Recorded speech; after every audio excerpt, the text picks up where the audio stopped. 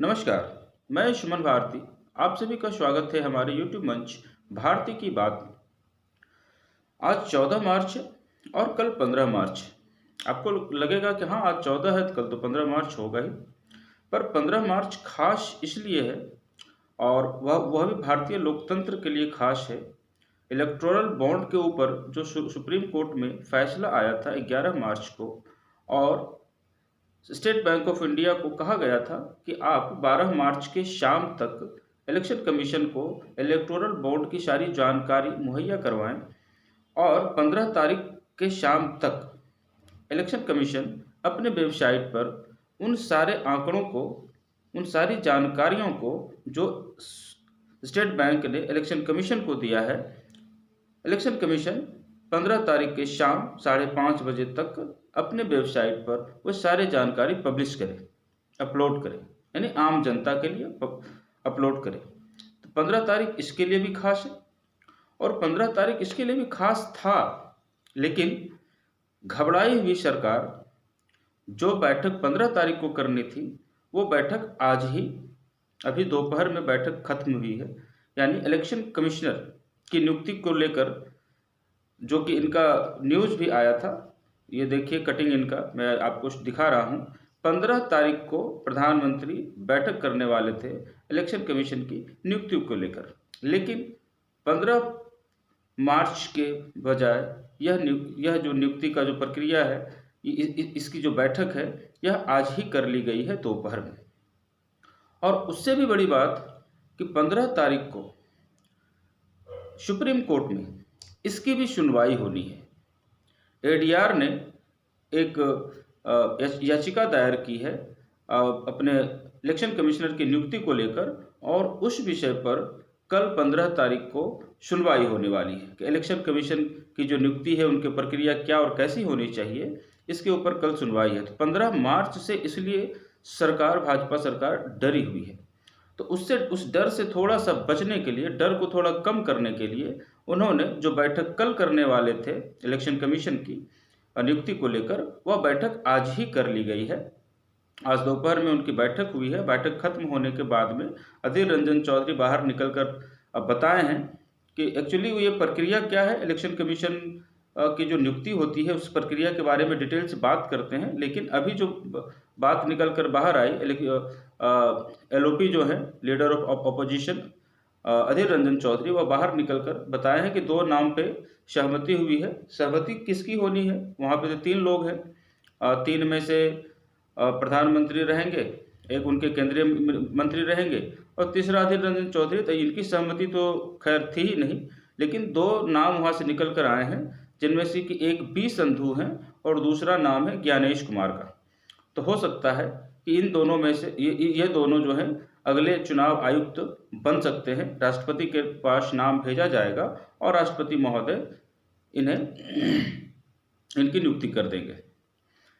तो मैं 15 मार्च की जो बात कर रहा था, 15 मार्च को इलेक्टोरल बॉन्ड अपलोड होगा चुनाव आयोग के वेबसाइट पर, जिससे कि सरकार घबराई हुई है। और दूसरा, इलेक्शन कमिश्नर की नियुक्ति का प्रक्रिया कैसा होना चाहिए, क्या होना चाहिए, इसके ऊपर भी फैसला आएगा, या फिर हो सकता है कि फैसला सुरक्षित रख लिया जाए। इसके लिए से मोदी सरकार ने आज ही जो बैठक इन्हें कल करनी थी, वो बैठक आज ही करके 2 नाम को आगे बढ़ाया गया है। मतलब मुझे ऐसा लगता है कि सुप्रीम कोर्ट के ऊपर दबाव बनाने के लिए ऐसा किया गया होगा। यह एक रणनीतिक चाल हो सकती है, और होनी भी चाहिए। राजनीति पार्टियां हैं तो उन्हें हर रणनीति पे काम करना होता है। तो उसी रणनीति का एक हिस्सा है, जो कि पहले से शेड्यूल था कि 15 मार्च को बैठक होनी है, लेकिन उस बैठक को आज ही कर लिया गया है। और आज कर लेने के बाद में 2 नाम वहाँ से निकल कर आए हैं, जैसा कि अधीर रंजन चौधरी बाहर निकलकर मीडिया को बताया, बी संधू और ज्ञानेश कुमार।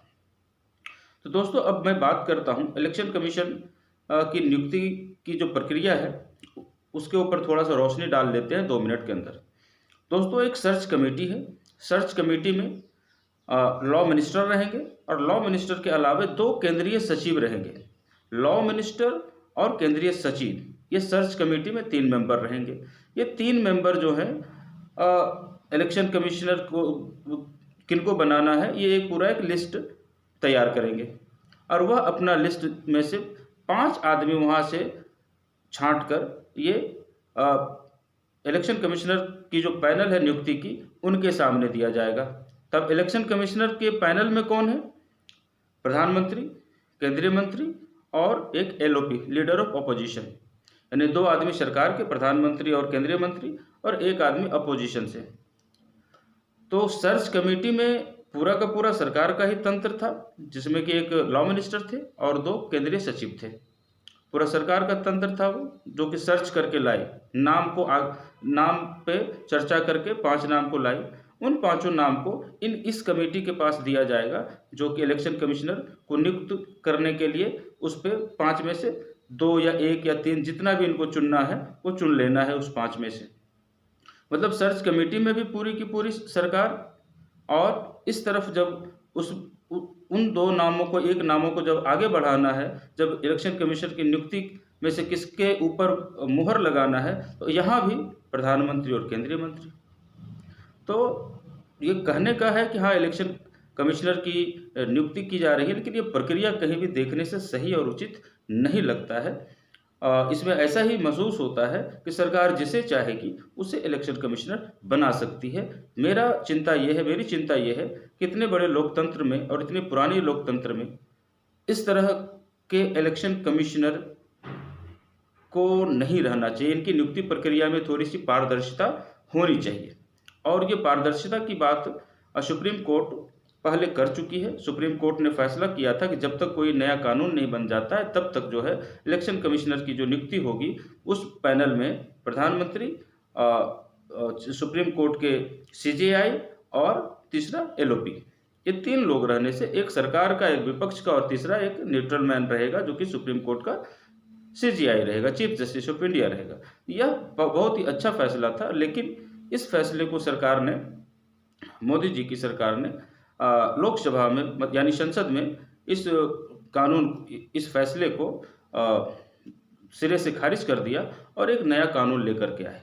और ये नए कानून में इनका जो तरीका है इलेक्शन कमिश्नर को नियुक्त करने का, तो वो मैं आपको बताया कि प्रधानमंत्री, एक केंद्रीय मंत्री और लीडर ऑफ अपोजिशन, ये 3 व्यक्ति मिलकर के करेंगे। तो ये तो रही बात, और मैं ये बात बहुत बार दोहरा भी चुका हूँ। तो इस तरह से इलेक्शन कमिश्नर की नियुक्ति होती है भारत में। पुरानी व्यवस्था क्या थी, नई व्यवस्था क्या थी, और सुप्रीम कोर्ट का फैसला क्या आया था, वो भी मैं आपको बताया। तो मैं बात कर रहा था 15 मार्च की। दोस्तों, आपको याद होगा कि स्टेट बैंक ऑफ इंडिया हीला हवाली कर रही थी इलेक्टोरल बॉन्ड के आंकड़े को देने में। 15 फरवरी को फैसला आया कि इलेक्टोरल बॉन्ड की बिक्री बंद की जाए, और स्टेट बैंक ऑफ इंडिया हमें 6 मार्च तक में सारे आंकड़े मुहैया करवाए। हमें नहीं, मिल्स इलेक्शन कमीशन को मुहैया करवाए। पर स्टेट बैंक ऑफ इंडिया सोई रही, और 4 मार्च को फिर से सुप्रीम कोर्ट जाती है और कहती है कि मिलॉर्ड, मैं 6 मार्च तक में ये सारे आंकड़े अवेलेबल नहीं करवा पाऊंगा, मुझे समय चाहिए, 30 जून तक का समय चाहिए, इतना लंबा समय चाहिए। सुप्रीम कोर्ट को गुस्सा आया कि ये कौन सी और कितनी बड़ी चीज़ और कितनी बड़ी बात है। आप देश के सबसे बड़े बैंक हो, और उसके बाद में आपको ये 22,000 इलेक्टोरल बॉन्ड्स हैं, इसके आंकड़े देने हैं, इसको देने के लिए आपको 3 से 4 महीने का समय चाहिए। 11 मार्च को फिर बैठक हुई, और 11 मार्च को यह फैसला आया कि स्टेट बैंक को कड़ा निर्देश दिया गया, सख्त आदेश दिया गया कि आपको 12 मार्च के शाम 5 बजे तक इलेक्शन कमीशन को ये सारे इलेक्टोरल बॉन्ड के आंकड़े देने पड़ेंगे, और अगर आप ऐसा करने में नाकाम होते हैं, तब हम आपके चेयरमैन और आपके मैनेजिंग डायरेक्टर के ऊपर, यानी स्टेट बैंक ऑफ इंडिया के चेयरमैन और मैनेजिंग डायरेक्टर के ऊपर कंटेम्प्ट का केस चलाएंगे, कंटेम्प्ट ऑफ कोर्ट का केस चलाएंगे, अवमानना का केस चलेगा आपके ऊपर। जब इतनी सख्त टिप्पणी दी गई, इतने सख्त शब्दों से उन्हें बोला गया, सुप्रीम कोर्ट के गुस्से को पूरे देश ने सुना और देखा कितने गुस्से में सुप्रीम कोर्ट है, और इस तरह से ये फैसला दे रही है और स्टेट बैंक को इस तरह से बोल रही है। तब जाकर के स्टेट बैंक जो है 12 मार्च के शाम इलेक्शन कमीशन को पेन ड्राइव में 2 पेन ड्राइव में ये सारे आंकड़े मुहैया करवाए। दोस्तों, बात यहीं पे है कि जिस आंकड़े को देने के लिए स्टेट बैंक ऑफ इंडिया 3 से 4 महीने का वक्त ले रही थी, और सुप्रीम कोर्ट जब सख्त हो गई, सुप्रीम कोर्ट का जब लहजा सख्त हो गया, स्टेट बैंक फिर वो काम तो 24 घंटे में करके दे दी। 11 तारीख को फैसला आया, अब 12 तारीख के 5 बजे तक ये सारे पेन ड्राइव में अपलोड करके दे दिया गया इलेक्शन कमीशन को। तो ये समझ में आ रहा है कि स्टेट बैंक बचाना किसे चाहती थी। जो चीज आप एक क्लिक से दे सकते हैं, जो चीज आप एक दिन में करके दे सकते हैं, उसके लिए आप 4 महीने का वक्त क्यों मांग रहे थे? तो 15 तारीख इसलिए खास है कि 15 तारीख के शाम में इलेक्शन कमीशन के वेबसाइट पर यह पब्लिश हो जाएगा कि इलेक्टोरल बॉन्ड किसने किसको दिया और किसको इलेक्टोरल बॉन्ड देने के बदले में किसे फ़ायदा पहुंचाया गया, फ़ायदा पहुंचाने के लिए किस किस नियमों का उल्लंघन किया गया या कुछ नियमों में संशोधन किया गया। तो ये सारे बातें सामने आ जाएगी। और 15 मार्च खास इसलिए भी है, जैसा कि मैंने आपको पहले बताया, कि इलेक्शन कमिश्नर की जो नियुक्ति होती है, उस नियुक्ति की प्रक्रिया क्या होनी चाहिए, इस पर भी बहस होगी और हो सकता है कि फैसला भी आ सकता है। लेकिन संसद भवन से जो पास कानून होते हैं, उसको सुप्रीम कोर्ट सीधे तौर पर रोक नहीं लगा सकती है। लेकिन अब कल क्या होता है वो देखने वाली बात रहेगी। लेकिन एक आम नागरिकों के बीच देश भर में एक विमर्श, एक चर्चा का विषय तो जरूर बन जाएगा कि इलेक्शन कमीशन की जो नियुक्ति होती है आज के डेट में, वह पारदर्शी नहीं है और इस तरीके से इलेक्शन कमिश्नर की नियुक्ति होनी चाहिए। इसलिए 15 मार्च खास है, क्योंकि 15 मार्च को इन सारे चीज फ्लैश होंगे।